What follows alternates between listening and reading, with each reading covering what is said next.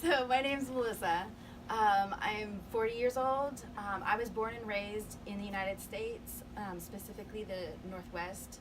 But my parents were born, my dad was in actually California, and my mom is what she would say a Tex-Mex, born and raised in San Angelo. So she speaks Spanish, however, I do not speak Spanish. My name is Lauren. I am 24 years old. I was born and raised in Mexico. My mom is from Texas, and my dad was also born and raised in Mexico, and so was my grandpa on my dad's side. So I have a lot of family in Mexico, and my parents still live there. And I speak Spanish and English.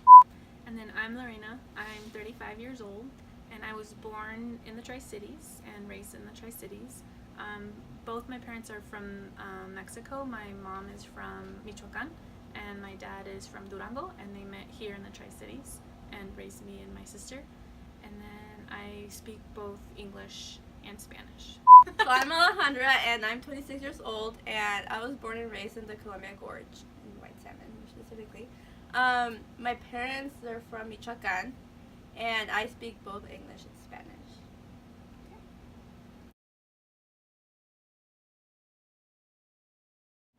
The idea that I had for the video was the theme, I guess, was all together but not all the same, because I had been watching some different videos about diversity just to see what we could do for our project.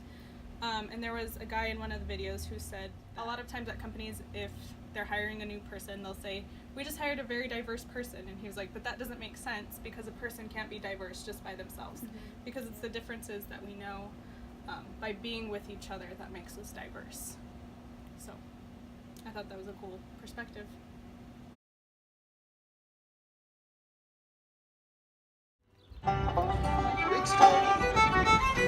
Something that we noticed was different at the Pasco Farmers Market was a bluegrass band that was playing. Bluegrass music is not something that's typically heard up here in the Pacific Northwest. This music was developed with heavy influences from Appalachian mountain music, black blues, and church gospel music. The band that we heard playing at the Pasco Farmers Market is made up of professional managers from out at Hanford to tradesmen and then retired folks, and many other different professions as well.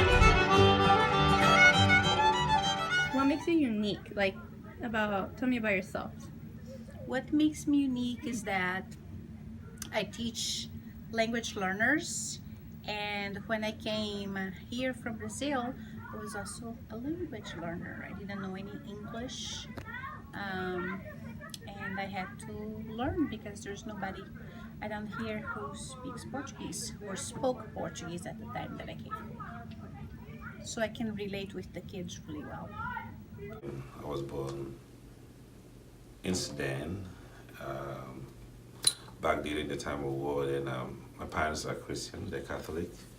And then I think I would say I lived Sudan when I was, I don't know, I think I was like 5 years old. Then my parents moved to Uganda after our village was destroyed by war. And then we moved to Uganda. We lived in a refugee camp for about 10 years. So that's where I grew up in Uganda. And most of my life, I haven't been to Sudan since then. And when we grew up in Uganda, all my siblings, I have 6 sisters, so 9 of us all together. The whole family, yeah, that's a big family. Okay. And yeah, we lived in Uganda in the refugee camp for all this time. And I went to school down there. I went to primary school, which is primary school comprised of what? I could say start from 1st grade to 7th grade. Okay. And then after 7th grade, you go to 8, 9, 10, 11, 12. I think 4 years in high school, the same thing too. So I finished the high school back there. And after my high school, I started teaching in primary school, which I was teaching in 3rd grade. And then while I was teaching, I was also going to college as well. And then during summertime, they take us for teachers training and all that kind of stuff. We came first, we landed in New York City, and then we stayed in New York City for a couple of months. This is all your siblings and your parents? Yeah, my mom and my dad, we all came from there to New York City. Then New York City, we came over straight to Pasco. And again, people ask me most of the time, why Pasco? Yeah, we There's do a lot, wonder that. you know, a lot of those kind of questions and stuff. Like, well, it was not our choice. Anyway, coming to the U.S. wasn't our choice, you know. But we did our process of coming over. It's a long process. If I have to explain, it's going to be a long one. I was so excited coming to the U.S. and stuff, and I felt like the U.S. was heaven, you know, like Yeah. nothing completely compared to living in the refugee camp, living in war-torn countries and all that kind of stuff. It was completely different. Yeah, we came to school, and I came and went to Pasco High. You joined Pasco High as a student? Mm-hmm. Oh, wow. Yeah, I joined Pasco High as a student, so that's where I finished my high school from. But I did finish my high school in Africa. That's why I was confused. The I'm like, only thing is, because I have my high school diploma from Africa, I couldn't go to CBC. I wanted to go to CBC by that time. And then they told me, no, you can't go to university with a high school diploma from a different country. Yeah. I was like, why? How is that? What's the problem with the high school diploma from a different country? They're like, no, you have to evaluate it. So the good thing, I was still young, so I went back to high school in Pasco, and I did my 1 year over there in Pasco High. While in Pasco High, it was a culture shock because I remember one day, when someone told me, this kid speaks Spanish. I said, what is Spanish? You know, I never heard about the Spanish language before. That's just something else. I'm like, okay, Spanish is Spain, or where they say Mexico? So Mexico? Then that came into my mind because my dad was a seminarian back in the days before he married my mom, and my dad always used to talk about one of the priests from Mexico. His name is Flores. So that's why I became to know about Mexico and stuff like that. My name's Tim Waters. I'm a regional vegetable specialist for Washington State University, and I've done that for 12 years. I grew up in a rural town in eastern Washington at a small school. I'm from a blue-collar family, so I'm the first person in my college to have any kind of college degree. So that was kind of an interesting thing for me to grow up and get into college, which is something my family hadn't really experienced. So moving from a small town to a big university was kind of an interesting culture for me. Growing up where everybody kind of did the same things and acted the same way, to go into a college where there's a lot of diverse people doing different things, all there to obtain a degree for different types of disciplines.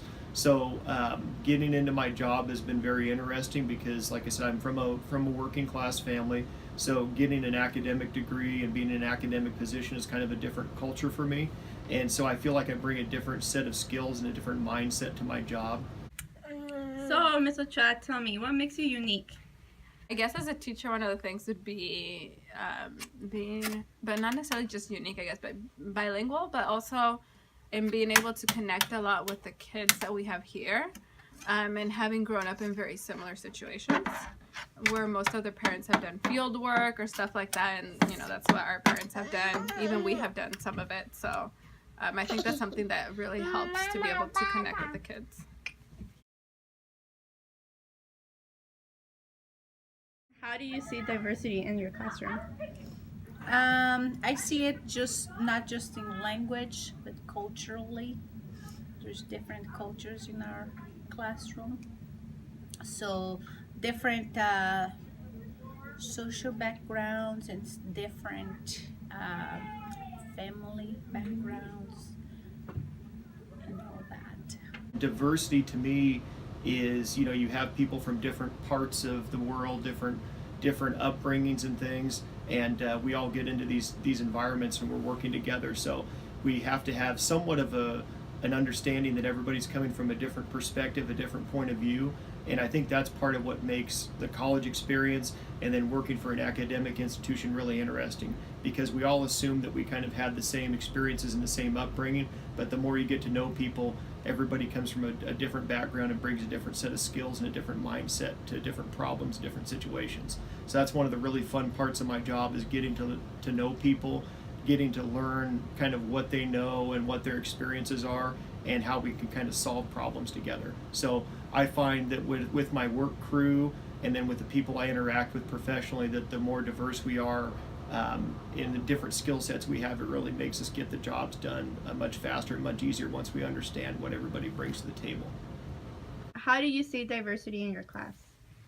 I see it in all different ways. So from having kids from different countries, And some that are from the same country, some that grew up here, but have very different cultural things associated with them, ways that they look at things, and also very diverse levels in their academics and reading and math. So they're everywhere. So it's pretty much in everything we do. The students are very diverse, even though people may see them as the same. We've had some people that come in and are like, oh, so all your students are Mexican or whatever, but they're very, we can't just say that because they're way more diverse than that. There's so many things to them. So what does diversity mean to you? Well, in short, diversity means to me that individuals should keep in mind when dealing with other people from other persuasions that we're shaped by various aspects of our lives, where we grew up, who our parents are, what section of the nation that we're from, the language that we speak, the religion that we practice. All these things, or for that matter, probably one of the biggest shapers of us is the times in which we live. I'm a baby boomer, and I was shaped by a different, train of thought from the 60s and the 70s as opposed to someone who is a millennial who was born, say, in the year 2000. We're seeing the world different. Just because we see the world different does not necessarily mean that either of us is wrong. We're just shaped by different times and other different variables in our lives. Those kind of things need to be taken into consideration when you're talking about diversity and the acceptance of other people for who they are.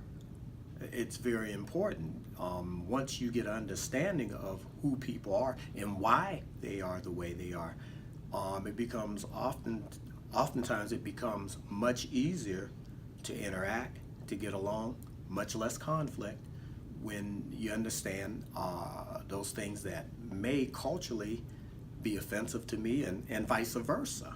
It makes a world of difference in terms of just functioning in this world with other people, because the reality is, through technology, the world's gotten smaller. It's not going to get bigger again. And if that's the case, then we best get a better understanding of who we are, why we are the way we are, and be accepting of each other because of those things. And it might be much easier to get along in this society.